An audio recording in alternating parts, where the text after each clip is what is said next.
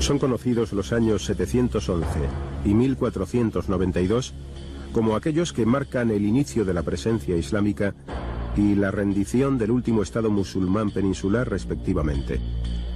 Sin embargo, quizá pasa más desapercibido 1609, año en el que se dicta el primer bando de expulsión de los últimos descendientes de los musulmanes españoles, los moriscos.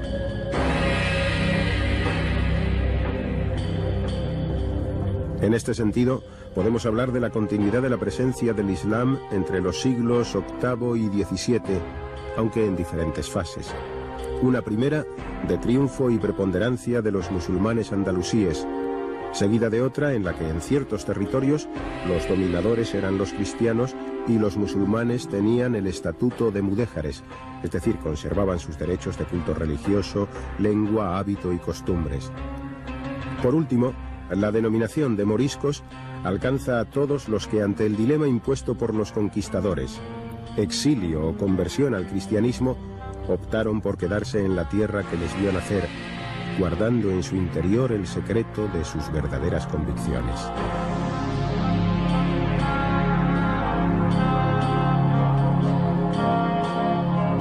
Pero veamos cómo se fue gestando en el crisol de la antigua Hispania el infatigable juego de dominación y dependencia, de asimilación o discriminación, y también de mestizaje más o menos soterrado. A mediados del siglo VIII, las fronteras cristiano-musulmanas habían quedado estabilizadas. Entre las causas podemos señalar las discordias internas entre árabes, sirios y berberiscos, y las sequías y malas cosechas que obligaron a los conquistadores a retirarse al sur de los valles del Duero y del Ebro, que quedaron despoblados, creándose una extensa franja de tierra de nadie, separando los reductos cristianos del norte del resto de la península bajo dominio musulmán. En las únicas zonas en las que existía un contacto entre ambas civilizaciones, principalmente en la cuenca media del Ebro y en los límites del Imperio Carolingio, con fluctuaciones en torno al río Llobregat, comenzaron a construirse castillos, dando este hecho lugar a patronímicos de gran importancia en la configuración territorial hispánica: Castilla, o los castillos, y Cataluña, posiblemente tierra de castlans o castellanos.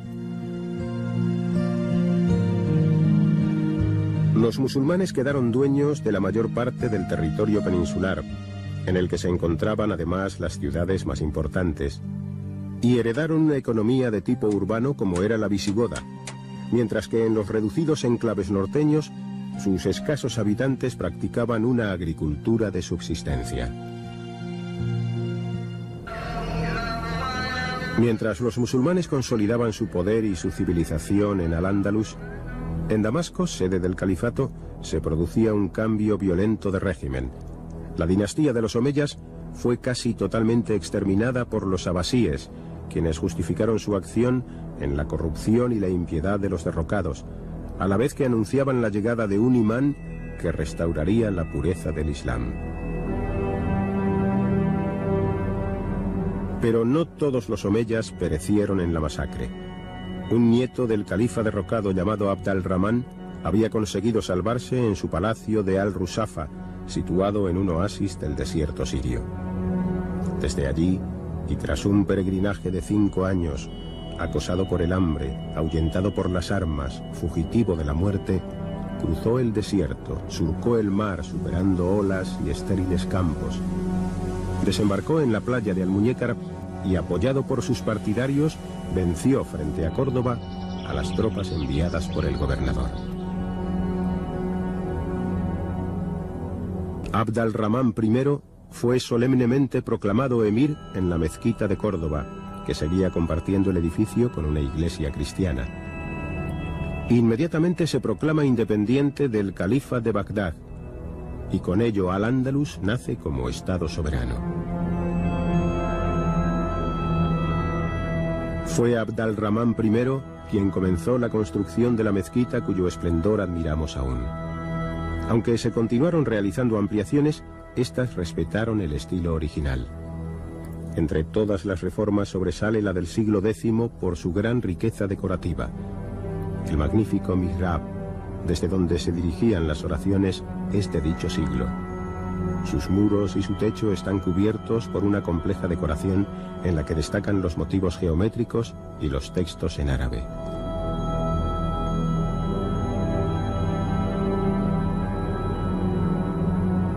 Tras las sucesivas ampliaciones de la mezquita, culminando con la de Almanzor en el siglo X, sus naves llegaron a ser capaces de albergar hasta 50.000 fieles, cifra que supera con creces a la población de cualquier ciudad europea de la época.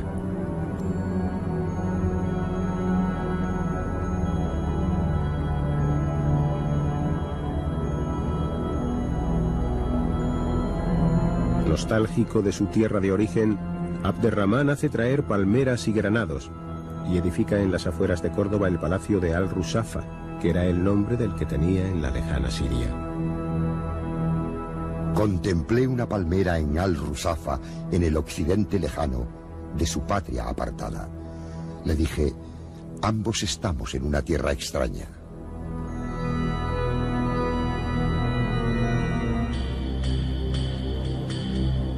Convertida en la capital del nuevo emirato, Córdoba creció alrededor de las murallas romanas, en el interior de las cuales quedaron los edificios principales. Como en otras ciudades musulmanas, las calles comenzaron a tejer una red más parecida a una estructura orgánica que a la clásica distribución ortogonal de la tradición urbana de los romanos.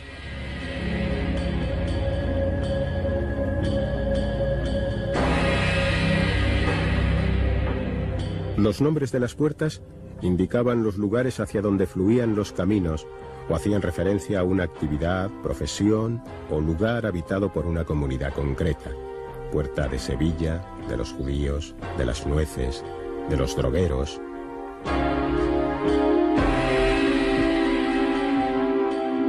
Rodeando la medina o recinto principal, fueron creciendo los arrabales, que no tardarían en verse envueltos por murallas que los defendían y los diferenciaban, al igual que sus denominaciones, tan expresivas como Jardín de las Maravillas o Mezquita del Infortunio. La frontera no fue siempre una línea de nítida separación en Al-Ándalus, sino que también lo fue de intercambio. Otras líneas más sutiles cuarteaban una sociedad abigarrada en la que la mezcla y la disociación entre lenguas, culturas, etnias y credos era una constante tan vital como a veces conflictiva. Desde el momento en que el poder islámico se asienta con firmeza en Al-Ándalus, comienzan a generarse los primeros grupos diferenciados. A los judíos, que recibieron con alivio a los nuevos ocupantes, ya que estaban hartos de la intolerancia con que la monarquía visigoda los trataba, se sumaron los habitantes que se mantuvieron en el cristianismo, aunque sometidos al poder musulmán, los mozárabes, y aquellos otros que optaron por convertirse a la nueva fe de los conquistadores, los muladíes.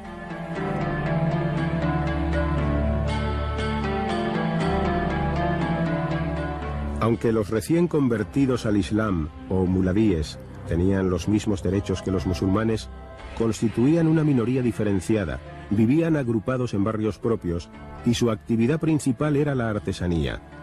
Y aunque al principio mantenían una relación de pacífica sumisión a sus nuevos gobernantes, su actitud comienza a cambiar en la segunda y tercera generación.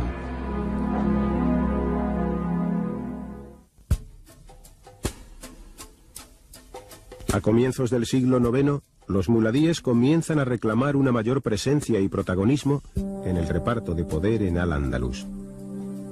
Los muladíes no pretendían con sus revueltas el regreso al cristianismo, ni tampoco añoraban los tiempos de la dominación visigoda.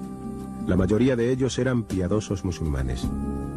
Se quejaban fundamentalmente del exceso de las cargas fiscales establecidas por los omeyas, a la vez que reivindicaban una mayor autonomía en el gobierno de sus propios asuntos. Otra demostración de que estas sublevaciones no tenían un carácter antiislámico la tenemos en la que encabezó años más tarde, con notable éxito al principio, Omar Ben Hafsum. En el momento en que se convirtió al cristianismo, fue abandonado por sus partidarios, con lo que se acabó sofocando la insurrección y su capital, Bobastro, tomada por las fuerzas del emir.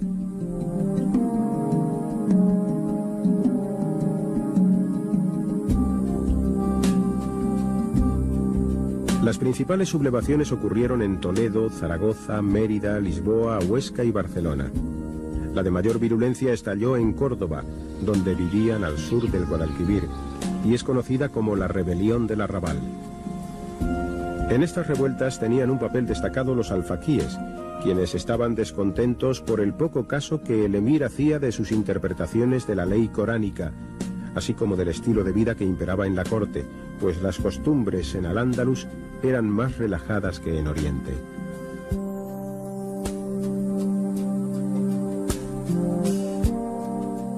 En este periodo, el emir al-Hakam I no gozaba de buena fama entre los rigurosos alfaquíes, ya que era conocida su afición a las fiestas literarias en las que se bebía vino.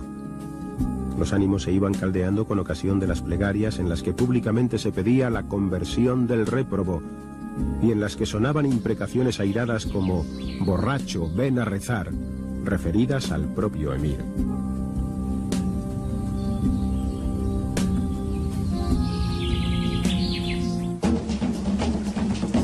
Cuando estalló la rebelión del Arrabal y una muchedumbre enfurecida se dirigía por el puente hacia el Alcázar, el emir, que contemplaba los movimientos desde una terraza, comenzó su aseo personal como si nada ocurriese, y ante la extrañeza de los cortesanos dijo: «Quiero que la cabeza de Al-Hakam se distinga de la de los otros que perezcan conmigo». Después de aplastada la sublevación, el Arrabal fue completamente arrasado. Más de 200 participantes fueron ejecutados y el resto de los habitantes condenados al exilio. La primera diáspora andalusí había comenzado. Como consecuencia del motín del Arrabal, 18.000 cordobeses se vieron obligados a emigrar y 8.000 fueron deportados al Magreb, donde recibieron una buena acogida por parte de Idris I. La mayoría se encaminaron a Fez, donde fundaron el barrio de los andaluces, que andando los tiempos recibirían nuevas oleadas de andalusíes exiliados. Posteriormente, parte de los deportados salieron de Fez y conquistaron Alejandría, pasando a Creta, donde se asentaron definitivamente. A pesar de las esporádicas revueltas de los muladíes, a las que no eran ajenos los nacientes reinos cristianos del norte, la mayor parte de la población peninsular se fue convirtiendo al islamismo, con clara conciencia de que se integraban en una civilización superior y que les ofrecía mayores ventajas. Estas masivas conversiones sucedían a los ojos de los cristianos que vivían en el mismo territorio bajo dominio musulmán, los mozárabes. Para las autoridades musulmanas, la concesión del estatuto de mozárabes a los pobladores de los territorios conquistados no significaba una novedad, sino que tenía sus antecedentes en las conquistas que los árabes habían realizado en otras regiones cristianizadas, como en Egipto y Túnez, y tenía además un firme soporte en la propia ley musulmana que garantizaba a estos creyentes una autonomía muy amplia.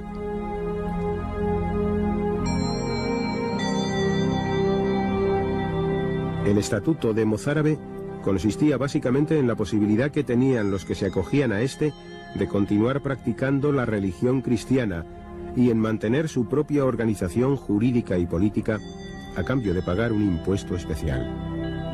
Tenían no obstante que ser muy cuidadosos en no ofender a los musulmanes en sus creencias o en denigrar los preceptos del Islam, y se les prohibía el proselitismo.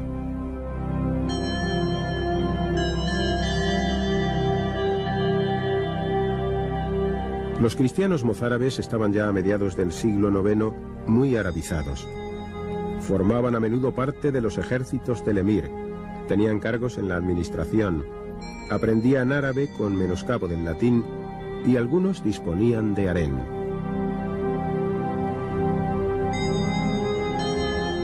Al-Ándalus alcanza su mayor esplendor en la época del califato a comienzos del siglo X. El primer califa, Abderramán III, mandó edificar un conjunto residencial exterior, Medina Azahara, como nueva sede de la corte. Su pasada grandeza es fácilmente imaginable entre los restos que han llegado hasta nosotros. Cuentan los cronistas que se emplearon más de 4000 columnas de mármol y que las estancias estaban decoradas con oro, plata y piedras preciosas. Pero estas descripciones fueron durante mucho tiempo tenidas por fantasiosas, hasta que las modernas excavaciones han ido confirmando datos que se tenían por exagerados, a la vez que nos muestran la gran importancia que este conjunto palaciego llegó a tener.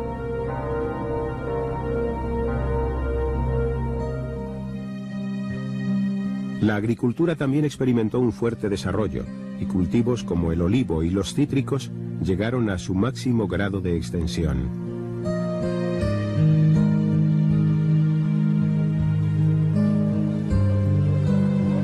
Mientras que en el resto del mundo occidental el comercio era casi inexistente, en Al-Ándalus florecía una economía pujante basada en el intercambio entre el campo y la ciudad, y abierta también al comercio exterior con Oriente, el norte de África y centro de Europa.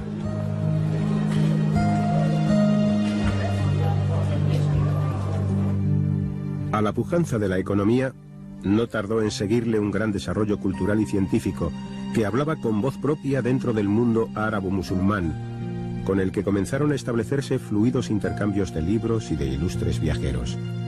Uno de ellos fue el renombrado Ziryab, un poeta persa exiliado que influyó con especial intensidad en la corte de Abderramán II en aspectos tan variados como el protocolo, la cocina, la vajilla y la moda, e introdujo en Occidente juegos hasta entonces desconocidos, como el ajedrez.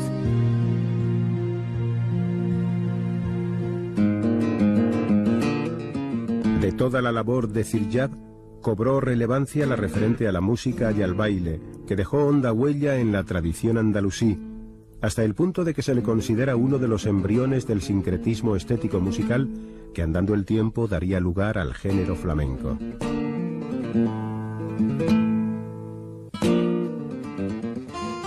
En el siglo X, la cultura hispano-musulmana llega a tal nivel que se puede decir que constituye la base principal del desarrollo cultural europeo de la Edad Media.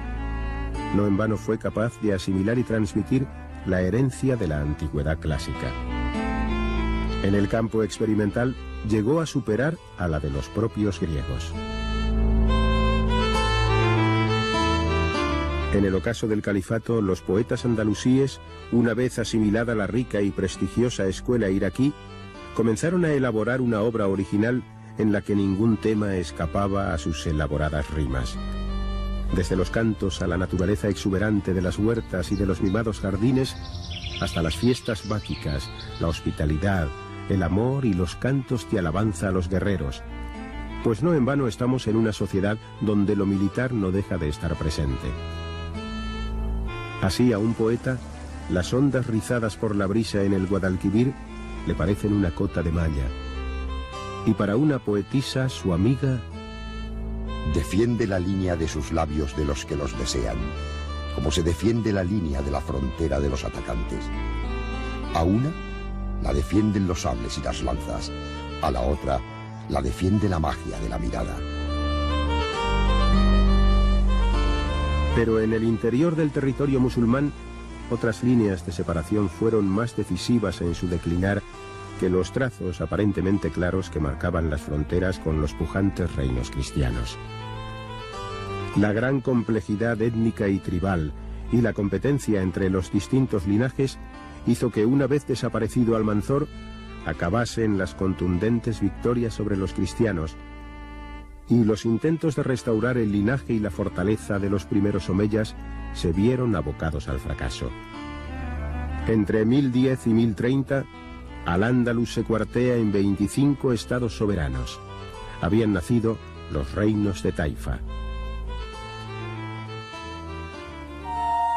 La reacción de los estados cristianos ante esta división de los musulmanes tardó en producirse, pero cuando lo hizo fue contundente. En 1085 caía bajo el poder de Alfonso VI de Castilla la emblemática ciudad de Toledo. El avance de los cristianos sobre los territorios islamizados supuso la aparición de otro nuevo grupo diferenciado, de distinta cultura y religión, los mudéjares. Como fenómeno paralelo y opuesto a los mozárabes, los mudéjares continuaban practicando su religión, hablando su lengua y manteniendo sus costumbres en los territorios sometidos a las autoridades cristianas. Aunque el origen remoto del mudejarismo está en los primeros avances aragoneses hacia el sur, el fenómeno se generaliza a partir de la conquista de Toledo.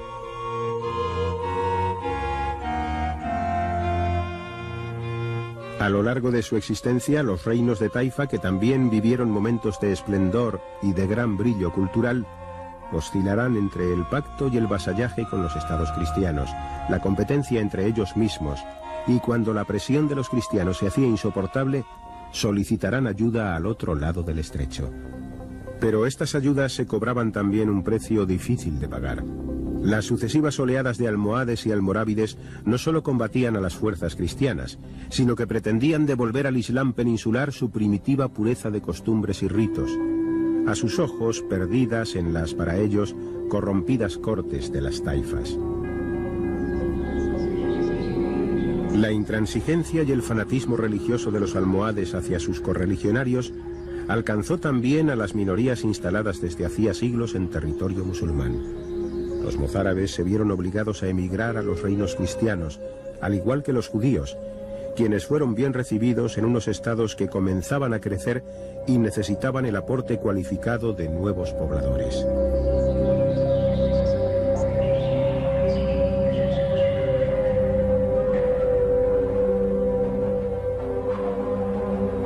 La expansión de los estados cristianos durante el siglo XII irá sumando a las conquistas de Toledo y Lisboa y la efímera de Valencia en el siglo anterior lugares muy islamizados y florecientes como Zaragoza, Córdoba, Tortosa, Lérida, Teruel y Cuenca.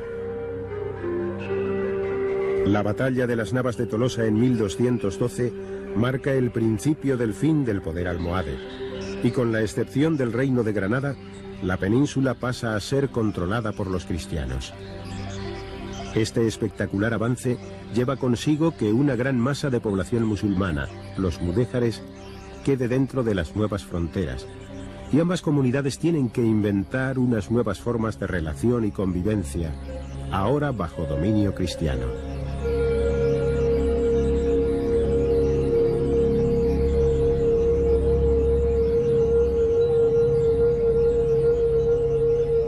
Hasta su conquista definitiva, muchos mudéjares encontrarán en Granada un lugar de acogida entre iguales.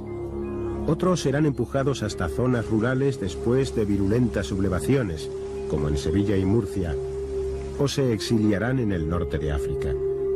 Otros, en fin, permanecerán en sus zonas de origen en fecundo mestizaje creativo con los nuevos pobladores, y su influencia alcanzará a todos los campos de la cultura y la civilización, e impresionarán la fantasía y el afán de conocimiento de todas las generaciones posteriores.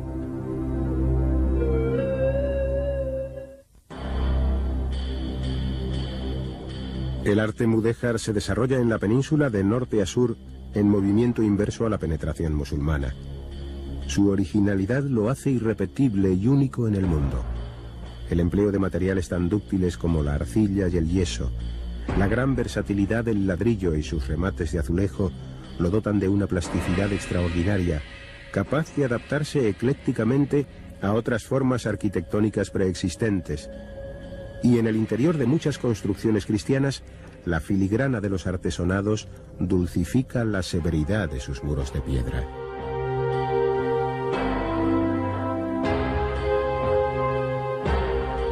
Los encargos a estos expertos alarifes vienen desde todos los poderes y estamentos sociales dominantes, tal y como atestiguan los notables vestigios que nos han legado: palacios, castillos, catedrales e iglesias.